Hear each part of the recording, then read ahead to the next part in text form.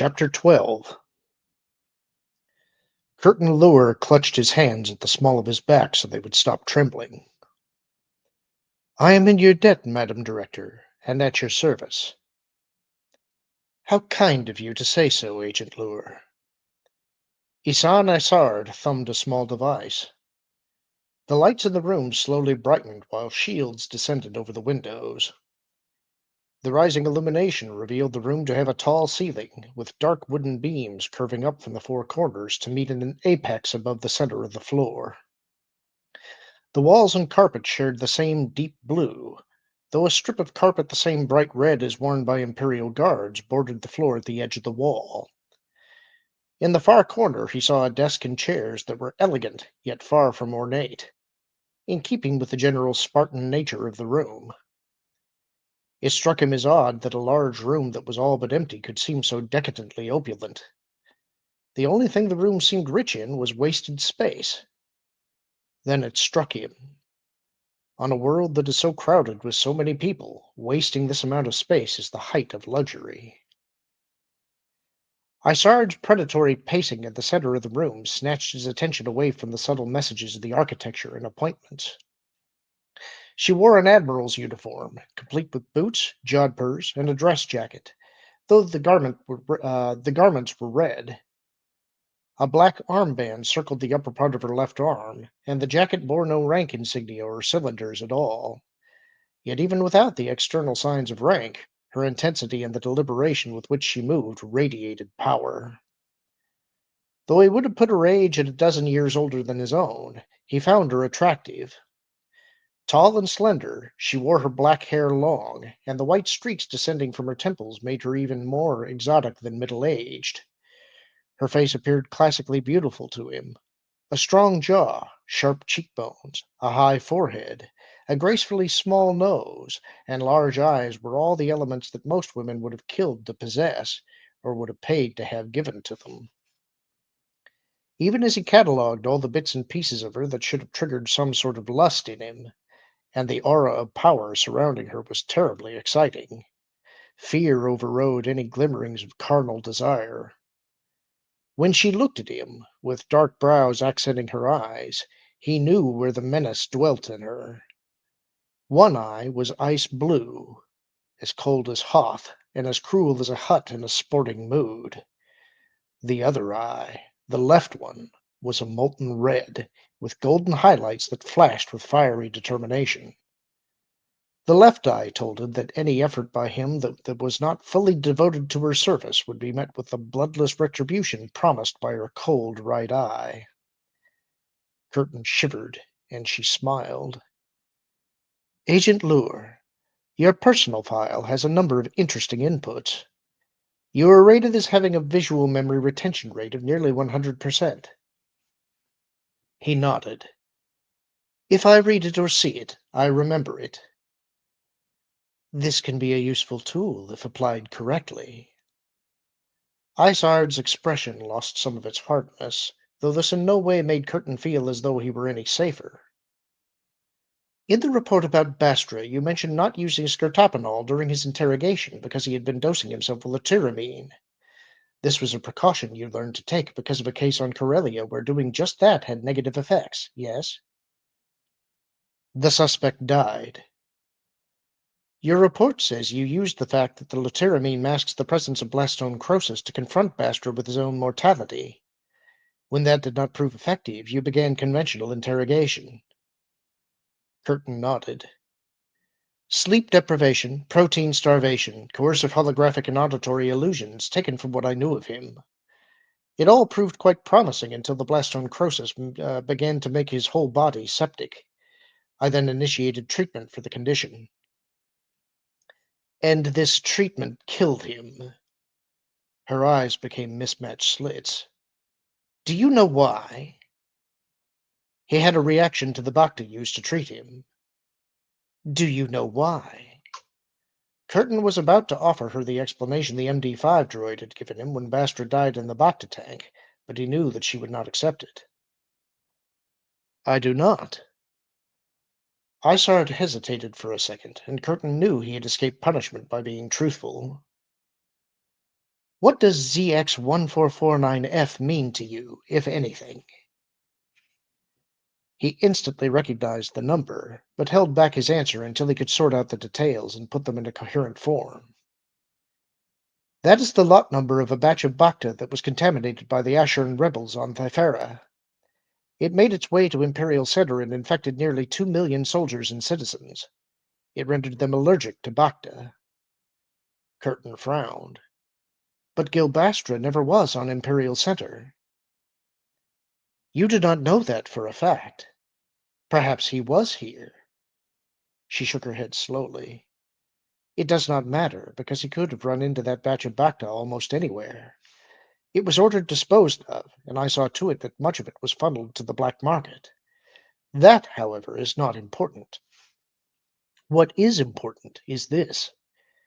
Blastone necrosis is a condition that affected roughly 2% of the people who were dosed with that particular lot of Bacta. An MD droid would have inquired of a patient if he had been dosed with Bacta in the last 2 years.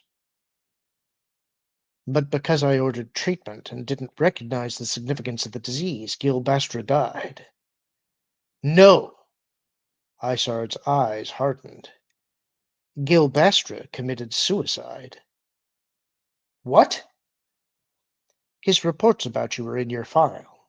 Your slicer was able to excise them from the Corellian records, but not my records. A man is best evaluated by his enemies. Curtin's stomach slowly collapsed in on itself. Those evaluations were prejudiced against me. Perhaps, but Bastra was amazingly perceptive. He wrote that you rely on your memory too much, trusting that retention of information can somehow compensate for an insufficient amount of analysis. Because you know so much, like the obscure fact about the fatal interaction of luteramine and skirtopanol, you didn't look beyond Bastra's obvious line of defense to see how much deeper things had gone. If you had, you would have known about his possible Bacta allergy, and he might still be with us. She slowly exhaled and tugged at the hem of her scarlet jacket. Bastra knew you well enough to know he'd be dead soon.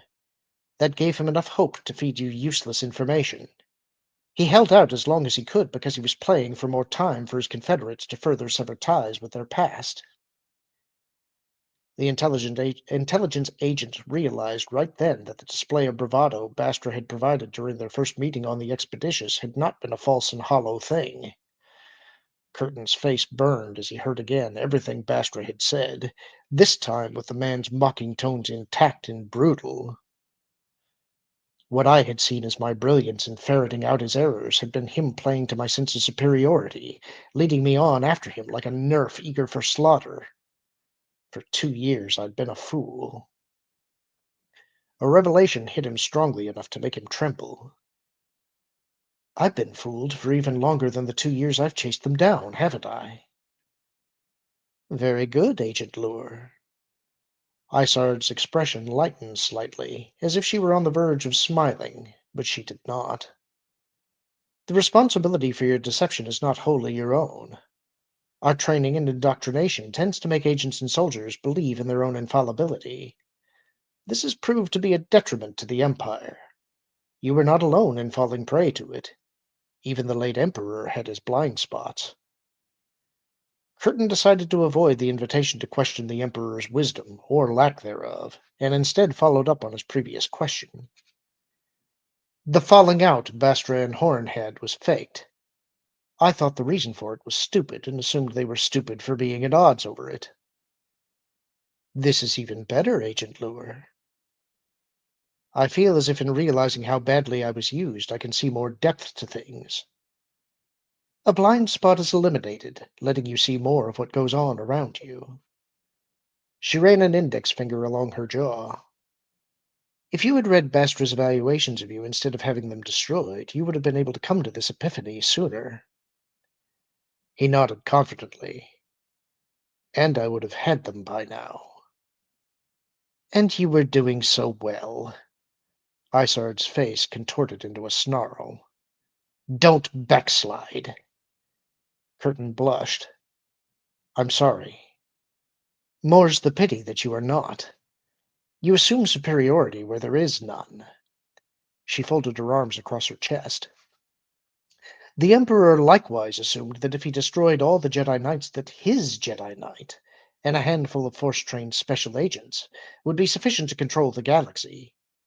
He did not see, though I tried to warn him, the impossibility of proving that all the Jedi had been destroyed, and that no other Jedi could rise against him.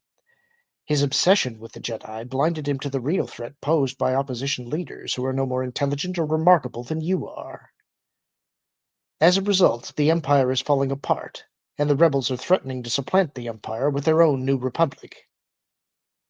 Curtin nodded. And you wish to restore the Empire? No. Her denial came cold enough to freeze carbonite. My goal is to destroy the rebellion. Imperial restoration can only be accomplished if the rebels are eliminated, and that can only be accomplished if we blunt their military, sorely stress their administration, and crush their spirits. These goals are interwoven, and I have operatives, like you, working on all levels to bring my plans to fruition. Can you withstand the pressure of so vital a mission? Curtin slowly nodded. I can. How may I serve you? This time she did smile, and Curtin wished she had not. Your target is to cut the heart out of the rebellion. You will be the death of Rogue Squadron.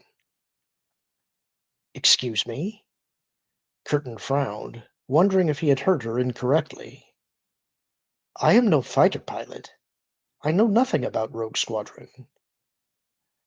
Ah, but you have the expertise I want and desire. You served on Corellia, and the unit's commander is Corellian. Wedge Antilles, I know.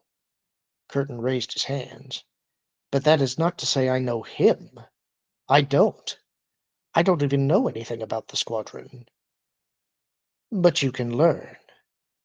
Yes, I can learn. And you shall learn.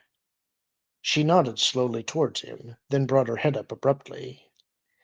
You will also find you have a personal stake in this.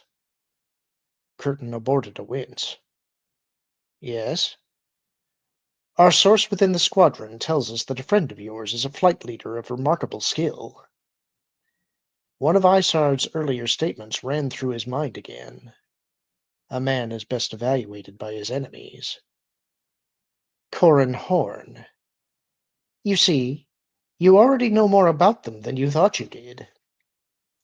Isan Isard gave him an even stare. Do you accept being the instrument of Rogue Squadron's destruction? With pleasure, Madam Director. Curtin smiled to himself. With the utmost of pleasure indeed. And that's the end of the chapter. Hope you enjoyed it. Talk to you soon.